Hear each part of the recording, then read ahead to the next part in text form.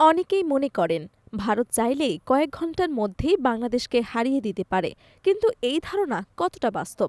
বাংলাদেশের ভূপ্রকৃতি, প্রতিরক্ষা কৌশল আর আন্তর্জাতিক রাজনীতি মিলিয়ে আজ আমরা বিশ্লেষণ করব এই যুদ্ধ আদৌ ভারতের জন্য সহজ হবে কিনা।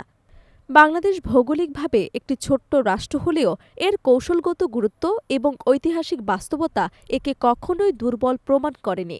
দেশের তিন দিক থেকে ভারত এবং দক্ষিণে বঙ্গোপসাগর থাকলেও এই ভূখণ্ড বারবার পরাক্রমশালী শক্তির জন্য বড় চ্যালেঞ্জ হয়ে উঠেছে। ইতিহাস সাক্ষ্য দেয়, বাংলাকে সাময়িকভাবে নিয়ন্ত্রণ করা কখনোই সহজ ছিল না। ১৯৭১ সালে পাকিস্তান পূর্ব পাকিস্তানকে দ্রুত দমন করার পরিকল্পনা করেছিল, কিন্তু বাস্তবে ঘটেছিল ঠিক তার উল্টো। বাংলাদেশ ভৌগোলিক বাস্তবতা, জনগণের প্রতিরোধ এবং আন্তর্জাতিক প্রেক্ষাপট মিলিয়ে সেই যুদ্ধ দক্ষিণ এশিয়ার ইতিহাস বদলে দেয়। ফলে ভবিষ্যতে যদি কখনো বাংলাদেশকে ঘিরে সামরিক সংঘাতের চিন্তা ওঠে, তখন সেই অভিজ্ঞতা নতুন করে আলোচনায় আসে। বিশ্লেষকদের মতে বাংলাদেশের ভূপ্রকৃতি যে কোনো আক্রমণকারী বাহিনীর জন্য বড় বাধা। রাজধানী ঢাকার চারপাশে রয়েছে একাধিক বড় নদী আর সারা দেশে বিস্তৃত প্রায় ৪ শতাধিক নদী ও জলাভূমি। বর্ষা মৌসুমে এসব নদী, নিচু জমি ও হাওর বাওয়ার ভারী সামরিক যান ও ট্যাঙ্কের গতিরোধ করতে সক্ষম।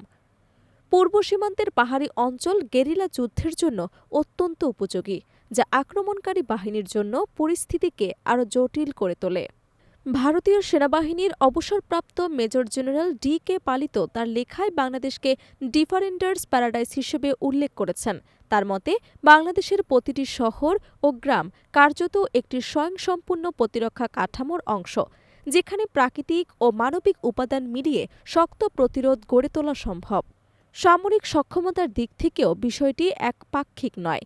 ভারতের হাতে প্রায় ৩৭টি পদাতিক ডিভিশন থাকলেও পাকিস্তান ও চীন সীমান্তে বড় অংশ মোতায়েন থাকায় বাংলাদেশিমুখী অভিযানে সীমিত সংখ্যক বাহিনী ব্যবহারযোগ্য হবে। অন্যদিকে বাংলাদেশ সেনাবাহিনী, বিজিবি এবং অন্যান্য সহায়ক বাহিনী মিলিয়ে উল্লেখযোগ্য প্রতিরক্ষা শক্তি গড়ে তুলেছে।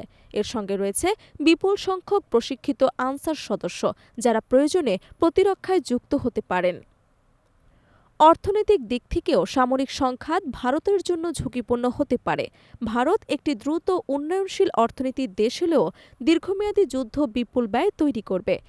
আন্তর্জাতিক বিশ্লেষকদের মতে এমন সংঘাতে ভারতের অর্থনৈতিক অগ্রযাত্রা বাধাগ্রস্ত হওয়ার আশঙ্কা রয়েছে। এছাড়া ভারতের অভ্যন্তরীণ নিরাপত্তা পরিস্থিতিও বড় ফ্যাক্টর। উত্তর পূর্বাঞ্চলের রাজ্যগুলোতে দীর্ঘদিন ধরে বিচ্ছিন্নতাবাদী ও বিদ্রোহী গোষ্ঠীর সক্রিয়তা রয়েছে। বাংলাদেশকে ঘিরে কোনো সামরিক সংঘাত শুরু হলে এসব অঞ্চল আর অস্থিতিশীল হয়ে উঠতে পারে। বিশেষ করে শিলিগুড়ি করিডর, যা ভারতের মূল ভূখণ্ডের সঙ্গে উত্তর পূর্বাঞ্চলের সংযোগ রক্ষা করে, কৌশলগতভাবে এরা খুবই সংবেদনশীল। আন্তর্জাতিক প্রতিক্রিয়াও একটি গুরুত্বপূর্ণ বিষয়। ১৯৭১ সালের মতো পরিস্থিতি বর্তমানে নেই।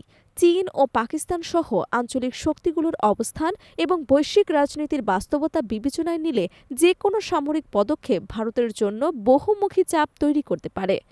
নিষেধাজ্ঞা, কূটনৈতিক চাপ এবং অর্থনৈতিক প্রতিক্রিয়ার ঝুঁকিও উড়িয়ে দেওয়া যায় না। সব দিক বিবেচনায় বিশ্লেষকরা মনে করছেন বাংলাদেশের বিরুদ্ধে সামরিক অভিযান কোনো পক্ষের জন্যই সহজ বা লাভজনক হবে না।